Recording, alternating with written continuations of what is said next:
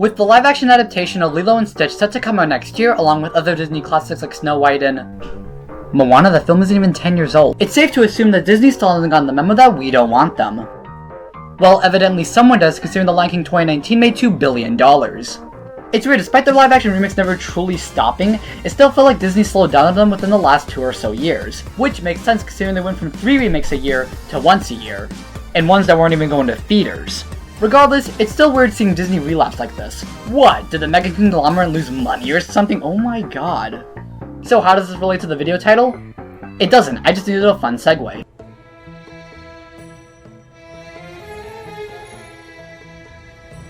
One of my favorite Disney films that was subjected to the live-action treatment back in 2019, and while the reception to it was lighter than usual, no, it's still bad.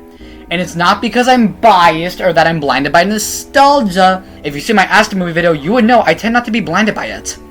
The comments, on the other hand, and you know, I can prove it so easily, I don't even need the entire movie. All I need is one song. Prince Ali, fabulous he, Ali Ababa. For those who don't know, Prince Ali is the 8th song to play in Aladdin. The song is performed by the genie, who is leading a huge celebration for Aladdin under the guise of him being a super wealthy prince from a fake country, just so he can have a chance with Jasmine because he believes she would only ever date a prince. The song in the 1992 version is doing so much heavy lifting in terms of storytelling that you probably didn't even notice. For one, this isn't just a song, it's something that's influencing the world around it. It's one thing to sing a song, it's another to act it, and my god, does Robin Williams do a fantastic job. From lyrics like, Oh, hey you, let us through, it's a bright new star. Make way, here it comes, ring bells, bang the drums. Are you gonna love this guy? There's very obviously acting involved, and a reason for these lyrics to be here. And it's not just the singing, the music does this too.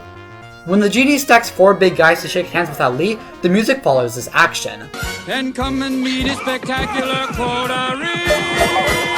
Bum bum bum bum. This is what we in the business call Mickey Mousing. Another example of the music influencing the world in subtle ways is how when the genie pretends to be a child, you can hear a faint triangle, emphasizing a childlike quality to what the genie is saying. He faced the galloping hordes. 100 bad guys with swords. These instruments are here for a reason, and this is all over the song. Now let's go to the 2019 version.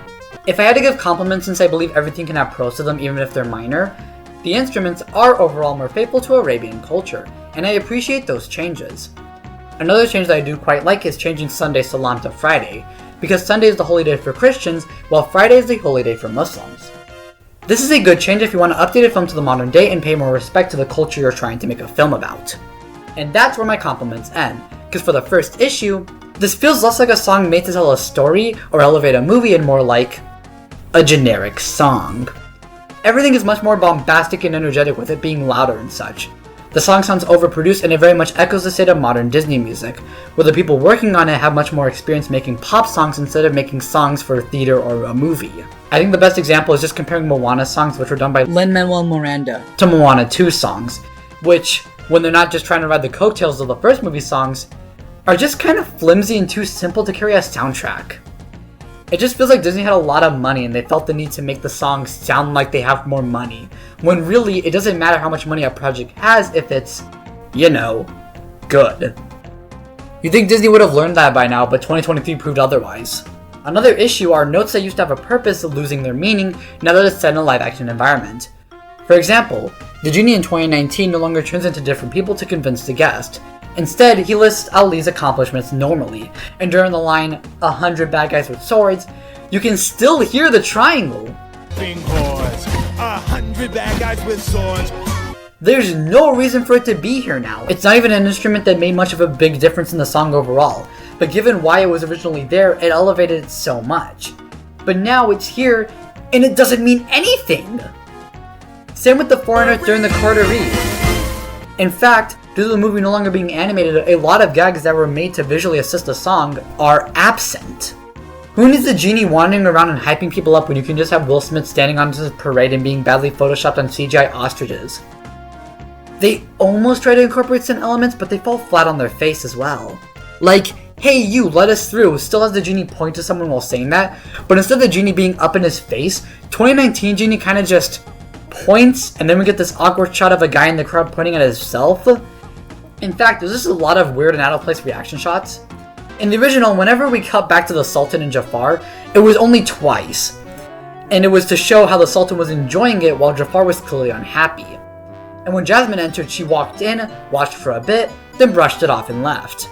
In 2019, not only is it harder to tell if the Sultan is enjoying it, but we also get so many shots of Jasmine looking confused while her nobody friend seems very into it. Why would she care that Prince Ali is rich? You work for the Sultan! And overall, all of these reaction shots are just really obnoxious.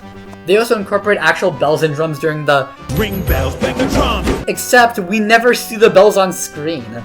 They are only here because they're in the lyrics, and it would be weird if they kept them but had nothing to show for it. Also, shout out to Aladdin's actor who just looks kind of confused during this entire scene. In the original, Aladdin had this smug aura of confidence. Here, he just looks like a teen whose mother just put him on the spot in front of the extended family who he hasn't seen in 3 years.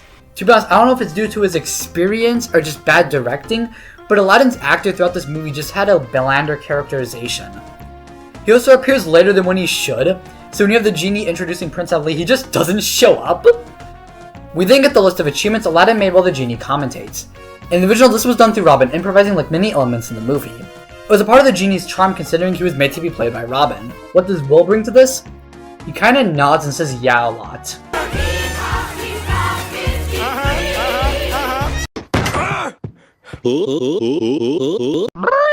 Surprisingly, the part where the genie pretends to be a woman was kept in the 2019 version. However, now the balance between him singing and the trio of girls is completely off. While yes, the 1992 version was always kind of hard to hear, it's still possible if you concentrate hard enough.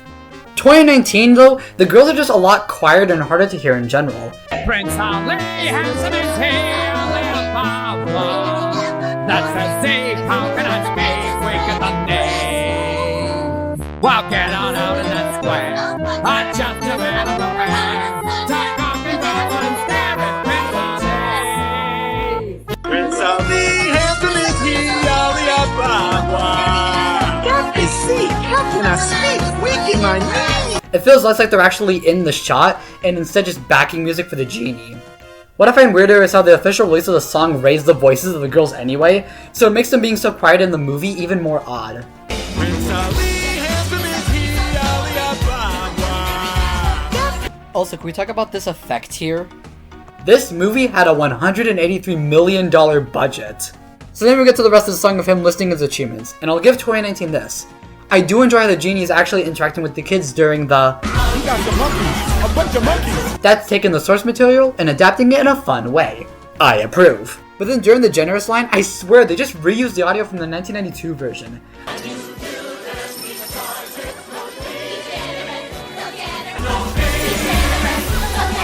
I'm not making this up. I think this, plus how obvious it is that they completely forgot about the line with how nobody in the shot is even singing or attempting to appear like they're fake singing, is so funny to me. I can't get over that. Oh, and they removed the slaves part. Because as we all know, slavery was eradicated in the 1990s and nobody does it anymore. Even if this movie takes place during a time where a rich and powerful king like Aladdin is trying to be, would indeed have them. And Disney is such a wholesome company who cares so much about being inclusive. Hey, by the way, what was that about using the makeup to make the white actors blend in? I don't mean to go on a tangent, but I love it when Disney was asked about this. The response was, we only did it a little. The next year they would film Mulan 2020 in a concentration camp. Okay, moving on, then we get to the ending part. In 1992, it's a quick scene of the Sultan trying to peek before Jafar stops him, only for the power of Prince Ali to break in anyway. It's quick and to the point. 2019 does a stupid prolonged part where the song stops until the Sultan claps along, and we also get to see everyone's reaction to him doing it, and the genie urging him, and it's such a pace breaker! Even Disney must have realized, because the official release of the song shortened that part by 10 seconds. So after that waste of time, we start back up, and you know, this could have been good. Start off of it going slow, but then have it rev back to its original speed. You know, something the original did.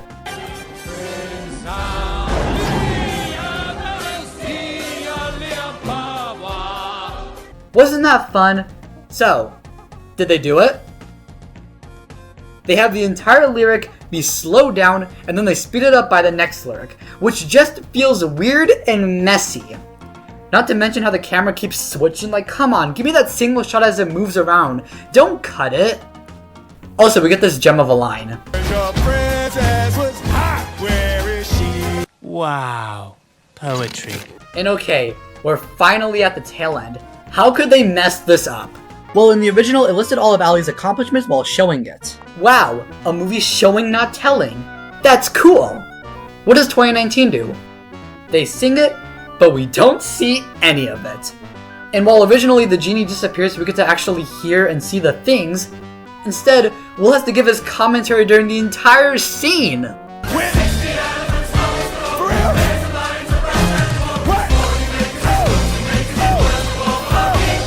And that is just a boring bow tie on this lame rendition of a song. If I had to extract a message from this video, what would that be? Well, first, if you're going to adapt or remake a story, it's crucial to understand the story you're remaking. You don't just gotta know the basic plot. You gotta know why the plot. Why did the original crew do this? Why did the original cast act like that? Don't just copy and paste a song and then keep in parts that are now irrelevant to your story. Also, maybe just don't remake something that was animated in live action if you can't do it in a new way that makes it fun. I'm not saying it couldn't work in live action, I'm just saying the way that they did was bad. And I'm not gonna go full boomer, it was better back in my day, they need to stop messing with the classics. I'm more saying if you're gonna go ahead and remake something, make sure it has value. Don't just do a shot-for-shot remake. And I think the best example to show how Prince Ali could have been adapted is with Prince Ali. The musical! So this is a late addition that I discovered while listening to the songs and comparing them. The 2011 Broadway adaptation of Aladdin actually handles Prince Ali in a far better way than the 2019 film did. For one, instead of doing a straightforward adaptation, they went for the effort of creating new lyrics and scenarios for segments that they perhaps couldn't do on a stage. So instead of facing the galloping hordes, 100 bad guys with swords, and sending those goons to their lords, we instead get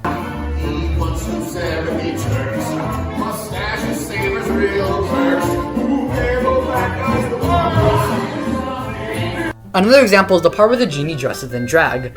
Not only is that part pushed so they can add a new original verse, but the way they translated it into a Broadway style is really unique. Instead of cutting it out or just singing it normally, they instead flip it, where the genie is now singing the girls' chorus while the backup singers are singing the genie's verse.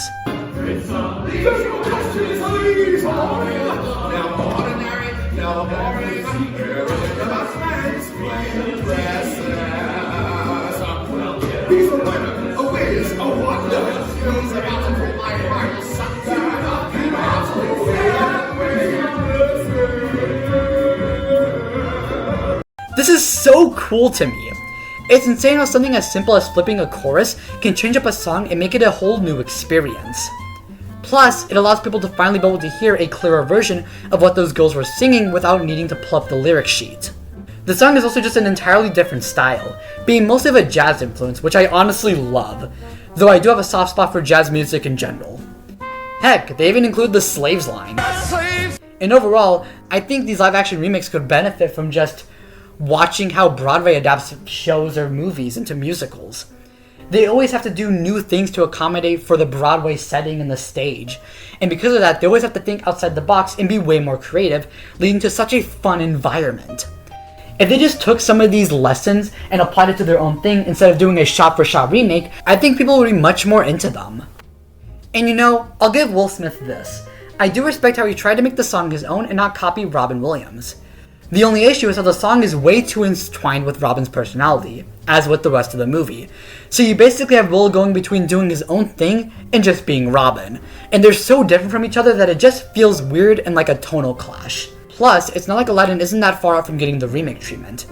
The original was criticized for its inaccurate depictions of Arabian life. They could have used this to make it more faithful, especially in a live-action environment. Did they do that? If you consider India to be Middle Eastern, then sure. Okay, now that the video's over, I just wanted to say thank you all for 1,000 subscribers. If you're wondering why I didn't put this at the start, I was, but I'm also aware that most people who are going to watch this probably won't know who I am, so the intro would just be a pace breaker to people who wanted to actually watch the video. Plus, by putting it at the end, there's a higher chance that you do know me, or you like the video enough to stick around and actually subscribe to me. So anyway, thank you for not only subscribing, but also watching my content enough that I could get monetized. If all goes according to plan, my next video is going to be a big one. Until then, go watch Aladdin. The original, mind you, not the remake.